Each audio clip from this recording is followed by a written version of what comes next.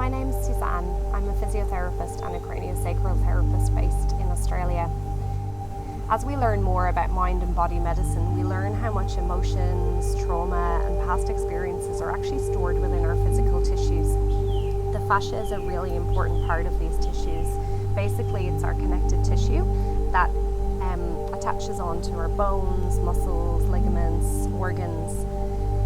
In the workshop, you're going to learn a little bit more about the fascia and also leave with some techniques to help release it yourself and really feel into your body and feel what's happening within there.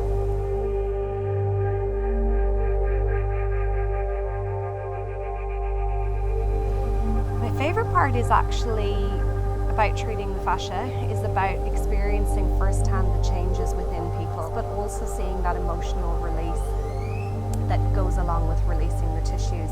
So I've had people that I've treated at the beginning of a week and at the end of the week who've just presented completely differently in their physical bodies.